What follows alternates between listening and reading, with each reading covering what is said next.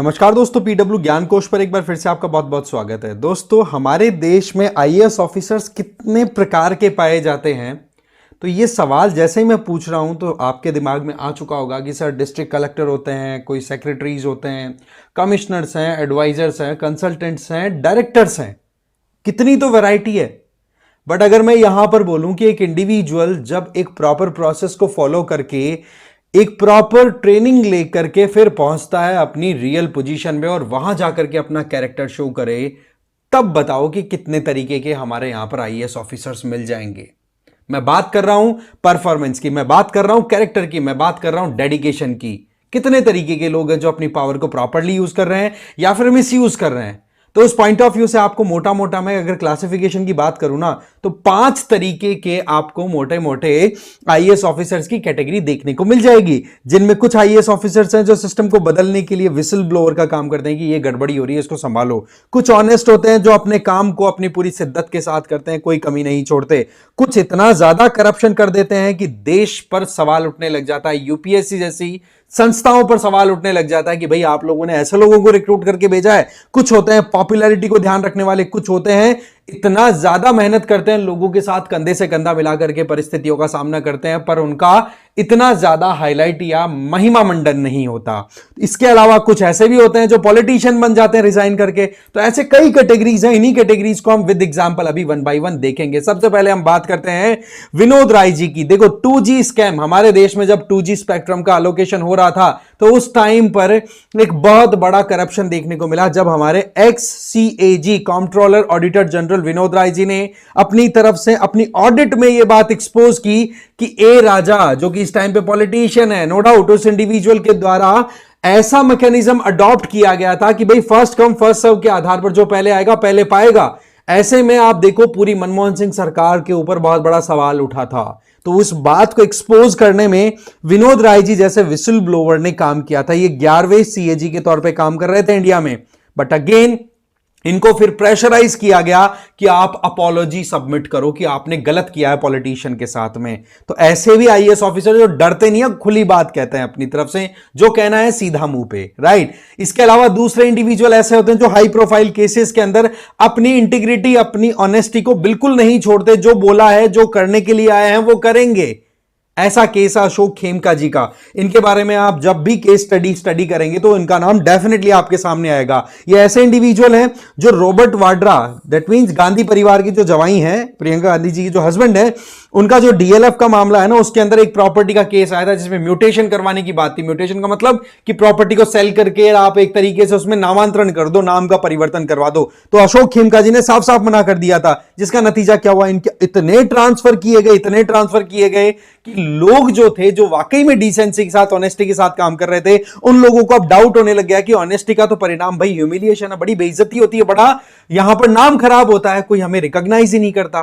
तो ऐसे भी ब्यूरोक्रेट्स रहे हैं इंडिया में और हैं आज के टाइम पर, जो कि इस पूरी सिविल सर्विस की, पूरी बिसात की, पूरी इज्जत बना करके चलते हैं कि हां भाई काम करना है तो बिल्कुल ठोक के तरीके से। फिर आ जाता है नेक्स्ट एग्जाम्पल करप्ट ऑफिसर्स का।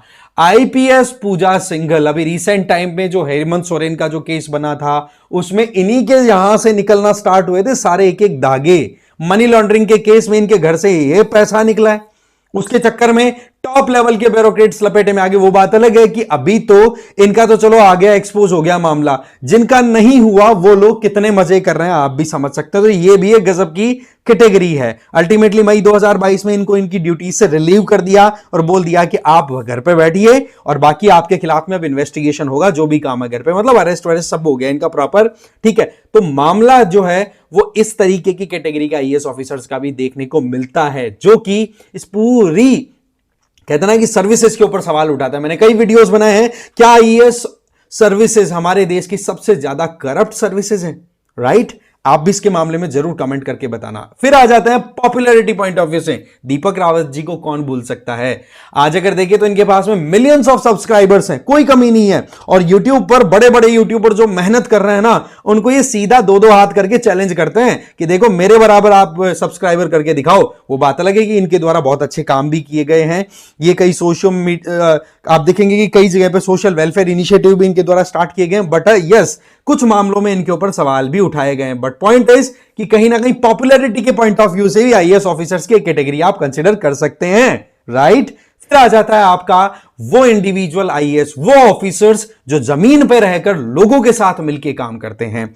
ये यहां पर आप देख सकते हैं कीर्ति जल्ली, ये डेप्यूटी कमिश्नर असम में कांचर में लगे हुए थे। असम में आपको पता है हर साल बाढ़ आती है, ब्रह्मपुत्रा रिवर किस तरीके से अपना कोर्स चेंज करती है, तो ये गांव वालों के साथ मिलकर के ऐसे काम कर रहे हैं जैसे कि एक कॉमन मैन हो वहां पर।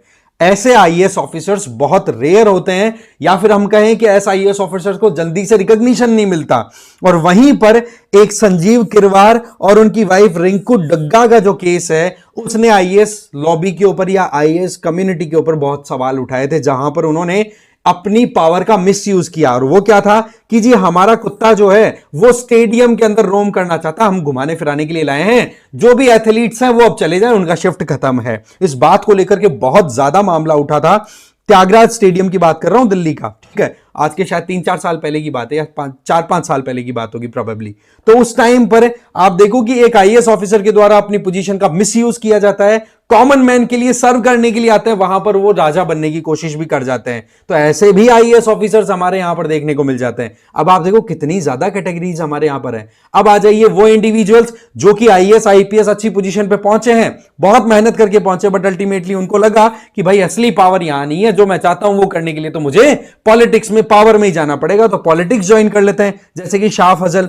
2010 की अगर बात करें तो ये फर्स्ट कश्मीरी स्टूडेंट थे जिन्होंने, कश्मीरी इंडिविजुअल थे जिन्होंने इंडियन सिविल सर्विस एग्जामिनेशन को पास किया, बट अल्टीमेटली आईएएस को छोड़ करके फिर पॉलिटिक्स में चले गए। पर हाँ, मुझे ये पता है कि उसके बाद में फिर इन्होंने वापस से एप्लीकेशन डाली थी, जिसके चलते अभी वो मिनिस्ट्री ऑफ टूरिज्म में डेप्यूटी सेक्रेटरी के तौर पे काम कर रहे हैं। इसके अलावा के अन्नामलाई, इनको तो कौन नहीं जानता भाई, साउथ की तरफ से कितना ज्यादा इनका प्रमोशन है, बीजेपी के लीडर है ये। आईपीएस ऑफिसर थे कर्नाटका काडर के, तो इन्होंने रिजाइन कर दिया और अल्टीमेटली पॉलिटिक्स में लगे हुए हैं। इसके अलावा कन्नान गोपीनाथ, इनकी बात करें तो ये भी आईएएस ऑफिसर थे, फिर इन्होंने रिजाइन करके अब अल्टीमेटली वो एक्टिविस्ट के फॉर्म में काम कर रहे हैं केरला में। तो ऐसे में आपके पास में कई एग्जाम्पल्स देखने को मिलते हैं। बट अगेन मैं आपसे पूछना चाहूंगा, आप कमेंट करके ये बात जरूर बताओ कि आपके फेवरेट आईएएस या फिर आईपीएस ऑफिसर कौन है जिन्हें यू एडमायर द मोस्ट, आप सबसे ज्यादा इनको पसंद करते हैं। कमेंट करके जरूर बताना, और कोई एग्जाम्पल हो ऐसा तो जरूर बताना कि सर लेटेस्ट ये एग्जाम्पल्स भी हमारे सामने आए हैं। क्योंकि दोस्तों इस तरीके से केस स्टडी आपकी एड ऑन होती चली जाएगी, आपकी आंसर राइटिंग इंप्रूव होगी, आपकी अंडरस्टैंडिंग डेवलप होगी। क्योंकि अल्टीमेटली मैं अगर बताऊं तो जब लबासना में ट्रेनिंग होती है ना, तो वहां पर एक बड़ी इंटरेस्टिंग थीम के ऊपर काम होता है। उस थीम का मैं नाम बताना चाहूंगा, दैट इज शीलम परम भूषणम। That means character is the highest. क्या बोला मैंने? शीलम परम भूषणम, ये थीम है जिसके आधार पर लवासना में ट्रेनिंग होती है। Character is the highest. आप किसी भी काम की रिस्पॉन्सिबिलिटी लेते हो तो उसको कितना शिद्दत से, कितना प्रॉपरली काम कर रहे हो, वो आपका कैरेक्टर है। That's it, right. इसके अलावा पीडब्ल्यू ओनली आई की तरफ से प्रीलिम्स की प्रिपरेशन के लिए आपको prelims power prep 2.0 course run कराया जा रहा है, जिसमें आपको क्रैश कोर्स में पढ़ाया भी जाएगा लाइव रिकॉर्डेड क्लासेस के थ्रू, लाइव क्लासेस के थ्रू, और रिगरस प्रैक्टिस भी कराई जाएगी, जिससे कि आपका प्रीलिम्स अच्छे से तैयार हो जाए। ठीक है जी। इसमें डेली प्रैक्टिस भी इंक्लूडेड है, वीडियो सॉल्यूशन दिए जाएंगे, मेंटरशिप है, सीसेट और जीएस के आपके सेक्शनल और फुल लेंथ टेस्ट कंडक्ट कराए जाएंगे। एडमिशन बिल्कुल ओपन है, रेट मात्र 8,000 है। हाँ, आप चाहते हो कि भाई केवल मैं टेस्ट सीरीज ज्वाइन करूं तो आप ये 4,000 वाला ले सकते हैं, जिसमें आपको टेस्ट सीरीज से रिलेटेड जो काम है वो हो जाएगा। समझ गए? इसमें ऑनलाइन ऑफलाइन दोनों मोड्स में ज्वाइन कर सकते हो, इंग्लिश और हिंदी दोनों मीडियम्स में। आई बात समझ में? इसके अलावा आप मुझे टेलीग्राम पर फॉलो कर सकते हैं इस क्यूआर कोड को स्कैन करके। मेरा नाम है रजनीकांत लाटा। ओके, कमेंट करके जरूर बताना जो बातें मैंने आपसे पूछी है। Thank you.